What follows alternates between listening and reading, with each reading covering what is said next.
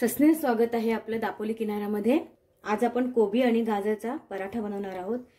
उन्हाळ्यामध्ये किचनमध्ये ना जेवण बनवायला खूपच त्रास होत असतो। अशा वेळी आपण झटपट बनणाऱ्या रेसिपीज बनवण्याचा आपण प्रयत्न करत असतो। ही रेसिपी आहे अगदी झटपट बनणारी आणि कमी साहित्यात बनणारी, जास्त काय मसालेदार पदार्थ आपल्याला उन्हाळ्यामध्ये खावेसे वाटत नाहीत।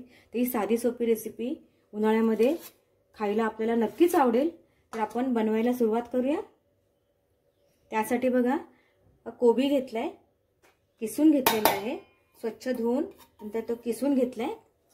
आणि गाजर सुद्धा एक वाटी घेतलाय, गाजर पण स्वच्छ धुवून सोलून किसून घेतलेला आहे। हे बघा, हे आलं लसूण आणि मिरचीचा ठेचा बनवलाय तो घेऊया। तीळ घेऊया, जिरे आहे चमचाभर, छोटा चमचाभर ते घेऊया। पाव चमचा ओवा घेऊया आणि भरपूर अशी कोथिंबीर घेऊया चिरलेली, ती सुद्धा स्वच्छ धुवून चिरून घेतलेली आहे कोथिंबीर। बघा हे घरी लावलेले दही आहे ना, यातले 2 चमचे आपण दही घेतले। आणखीन 1 चमचा घेऊया, 3 चमचे दही घेतले। बघा 1 2 3 चमचे दही घेतलेले आहे। मीठ घेऊया, चवीनुसार मीठ घ्यायचं आणि हे सगळं साहित्य ना असं मिक्स करून घेऊया।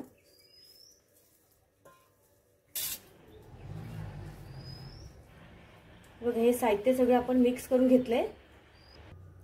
यामध्ये आपण पीठ घेऊया। या ग्लासाच्या मापाचं हे 2 ग्लास आपण पीठ इथे घेतोय। आता हे सगळं ना मिक्स करून घेऊया।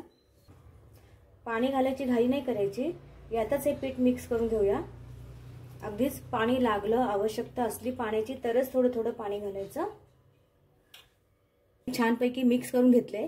आता यामध्ये ना आवश्यकतेनुसार पाणी लागलं ना तसं घेऊन आपण याचा गोळा तयार करून घेऊया।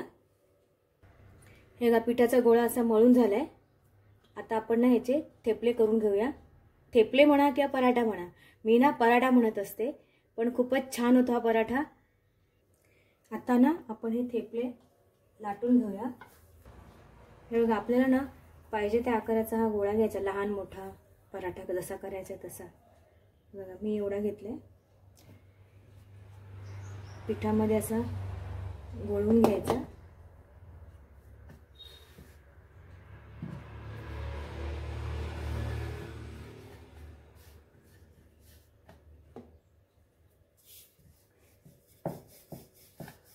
आणि असं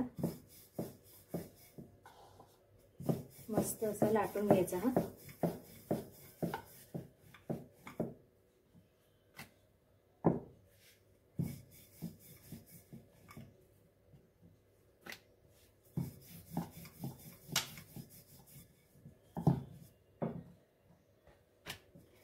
चिटकत असेल ना तर थोडं थोडं पीठ घ्यायचं, कोरडं पीठ लावायला।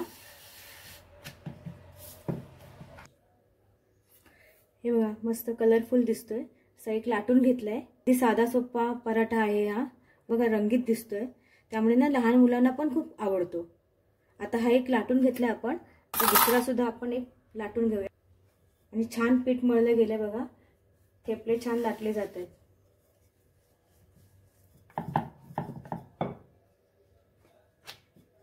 हे बघा छान मस्त लाटून झालाय हा पण थेपला। पण आता हे पराठे चांगले शेकून घेऊया तव्यावर। गॅस चालू करते, तेल घेऊया आणि हा मस्त पराठा यावर घालूया।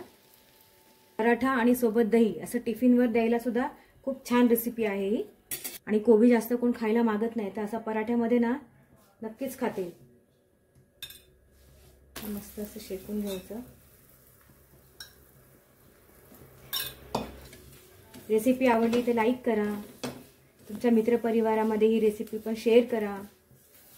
आणि दापोली किनारा चॅनल सबस्क्राईब केला नसेल तर तो प्लीज सबस्क्राईब करा।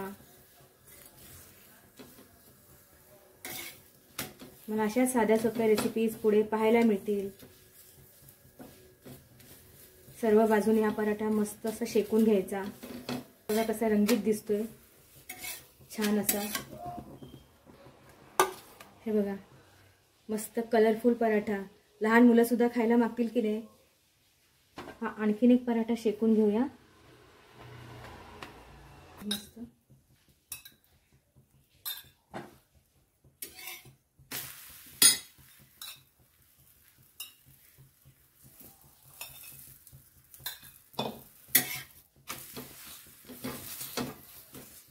असं मस्तपैकी बघा, हा एक शेकून झाला आणि आता हा दुसरा.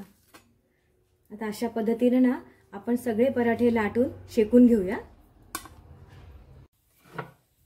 हे बघा, आपले खूपच छान कलरफुल असे पराठे बनवून तयार आहेत. खूप छान सुगंध येत आहे या पराठ्यांचा. आणि बघा इतके सॉफ्ट झालेले आहेत. हे बघा, अगदी सॉफ्ट झालेत. हे बघा, आणि खूप छान दिसत आहेत आणि तेवढेच भारी चवीला झालेले आहेत. हे बघा, एकूण 18 पराठे झालेले आहेत. उन्हाळ्यात बनवण्यासाठी अगदी परफेक्ट रेसिपी आहे. हे पराठे आपण चटणीबरोबर खाऊ शकतो, लोणच्यासोबत खाऊ शकतो आणि दह्यासोबत तर अगदी अप्रतिम लागतात. हे बघा, खूपच छान पराठे झालेले आहेत. हे बघा, इथे पुदिन्याची चटणी आहे, दही आहे.